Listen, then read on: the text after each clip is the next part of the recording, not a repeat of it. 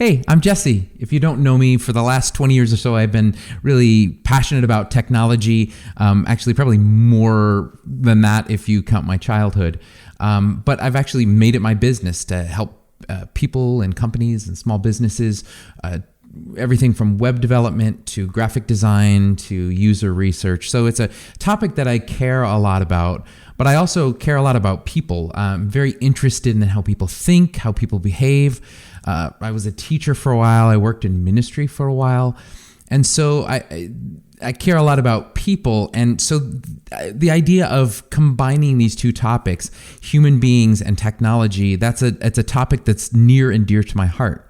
So I thought what I would do is take a few minutes and talk about that topic, talk about how technology is impacting us, very specifically how technology is shaping us and shaping our relationships, and maybe some of the things that we can do about it. Now, I wanted to begin by talking about what technology is, or what I mean by technology. The Canadian philosopher Marshall McLuhan once said that technology is an extension of the self.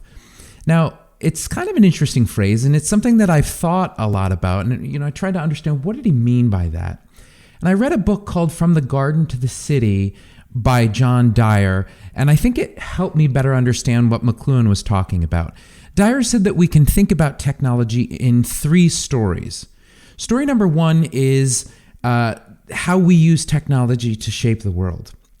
In other words, if I take a shovel and I dig a hole, I have used technology to shape the world.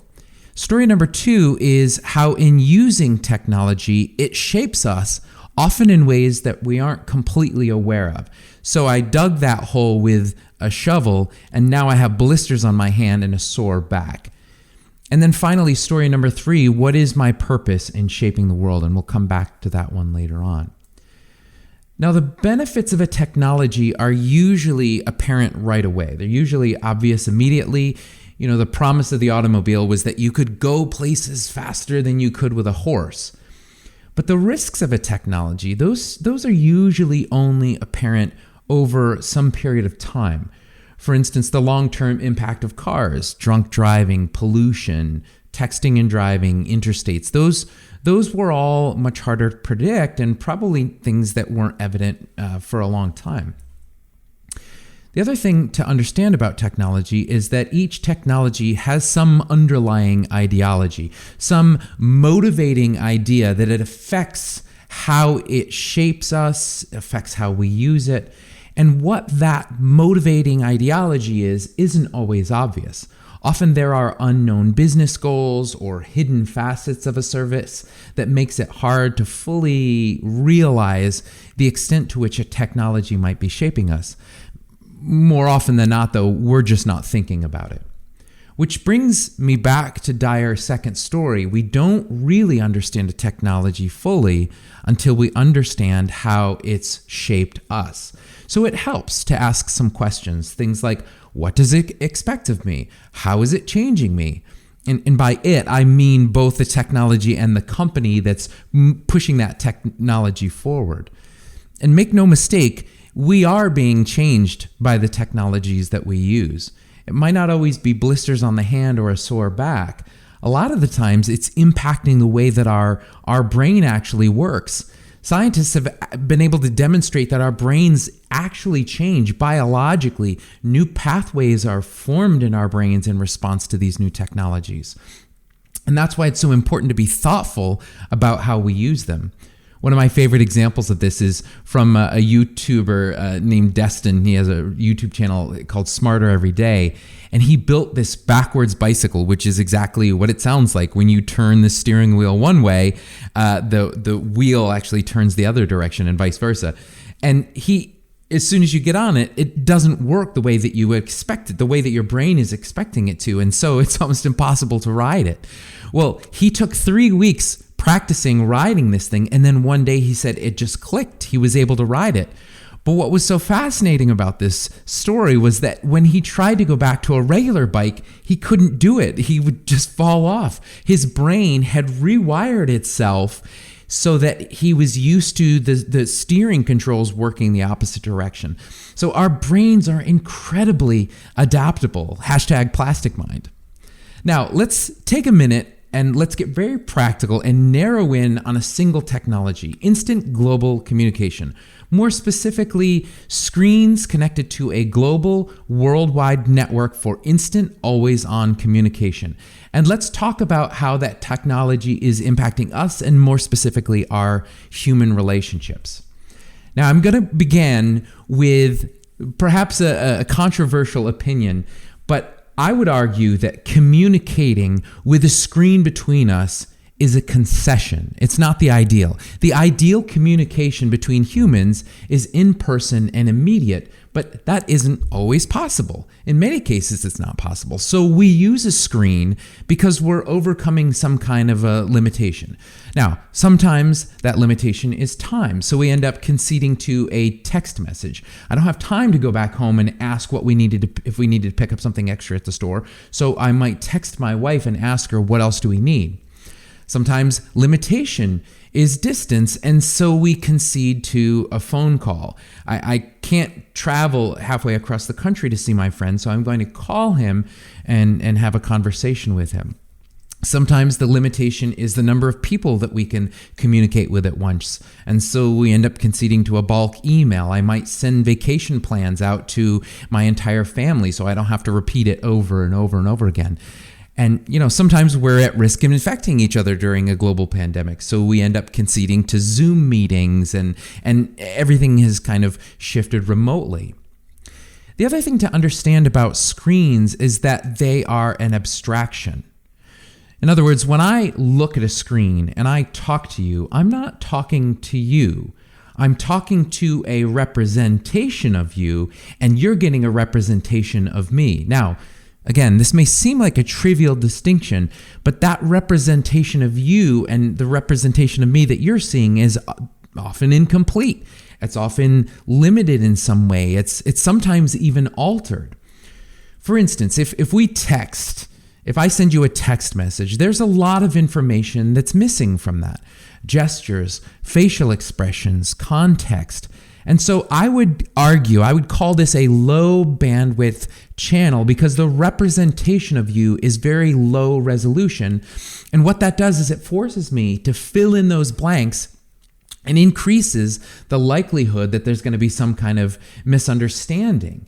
And as we move up the bandwidth channels, so as we move from texting to, say, email, where we're able to communicate a little bit more, we have more words at our disposal, generally speaking, or we move all the way up to something like Zoom, where you can see gestures and you can hear tone of voice. As we move up, you start to get a higher resolution picture of a person, sometimes literally, but more often than not, we're getting more of those cues, we're getting more of that information, and because of that, we're able to get a better understanding of the other person on the other side. And these limitations, one of the reasons why we tend to use animated GIFs or emojis is because we often have missing information. We're not able to convey tone. We're not able to convey emotion. And so we try to offset that by including those additional abstractions to kind of fill in the blanks there a little bit. One more example that might help explain this. If you send me a text message, my dog just died, and I respond with, ha ha, that's likely to create very real human relationship issues. But there might have been any number of reasons for this miscommunication. Perhaps I texted you that message before your message came through, or maybe I misread your text message because I was in a hurry, or maybe I didn't actually read it at all and I just dictated something to my phone, a message to you, and so there's all of these possibilities for miscommunication there. And so, practically speaking, with these deficiencies in mind, I'd like to make two very practical suggestions in regards to communicating with other people through a screen. Suggestion number one: be gracious, be understanding, give people the benefit of the doubt, especially when there's a chance that there could be a misunderstanding. And secondly, when you're confused or upset, move that conversation to a higher bandwidth channel for better resolution. And so, for example, if we're having a hard time getting a point across and I'm picking up that you're upset about something in a text that we're having, it might make sense to move that up to an email, or ideally even a phone call or a Zoom call, so that we can find a better resolution. Now, while some channels like Zoom are fairly high bandwidth, you get a lot of information unless literally you don't have the bandwidth for that. A lot of our congregating nowadays is happening on social media. So the abstraction problem there is even greater, because unlike one-to-one conversations, those interactions that we have on social media are usually one-to-many. So the risk of misunderstanding is even higher, because it's almost impossible to be aware of context or audience. We start to think of each other on social media as disembodied ideas. There's actually some really interesting studies that have shown similarities between road rage and internet rage, but between the way that we blow up when we're driving and somebody pulls out in front of us, to the way that we blow up and get angry when somebody comments on our Facebook post. Our emotions run high because we tend to judge people by a single interaction. Now, you remember earlier we talked about how all technology has some kind of ideology that's moving it forward? Well, what's the underlying goal of most social media companies? Well, it's engagement. But not all engagement is good engagement. And the kind of engagement that they might want from you might not be the best thing for you, for your health, for your purpose in life, for your relationships. So in addition to the suggestions that I made earlier, I've got some practical suggestions that I've actually borrowed from Alan Jacobs that have been helpful to me in regards to communicating on social media. Suggestion number 1, you don't have to speak about things that you know little or nothing about. We all feel that pressure to participate in a conversation, but if you don't have much to contribute, then it's okay if you don't contribute. And then number 2, if you can only bring heat to a topic, but not light, it's probably best that you remain silent. Those have been incredibly helpful to me personally. Now look, these screens that we're sitting behind are concessions. I'm looking at a camera lens. In person is the ideal. I wish I could be having this conversation with you at a coffee house, sitting across from one another. We're craving it. But the global pandemic has made those kinds of interactions almost impossible for the time being, and we probably won't fully understand the impact of that on us, on our relationships, on our children. It probably won't know that for years. But I do think that it's worth our thoughtful consideration now. Let's be mindful of the fact that these are concessions. Let's find ways to overcome the limitations of these mediums. And most of all, let's remember that there's another human being, an extended self on the other side of the screen, much in need of love and much in need of respect. Thanks so much for your time and attention. I appreciate you watching this. I would love to hear from you. If you've got any questions about this, I'd love to answer them. If you've got any comments or things that you'd like to add, maybe there's something that I've missed, please let me know. You can reach me at Plastic Mind on Twitter. Actually, you can reach me at Plastic Mind pretty much everywhere. Or if you prefer email, you can send me an email, jesse@plasticmind.com. I'd love to hear from you. Thanks so much.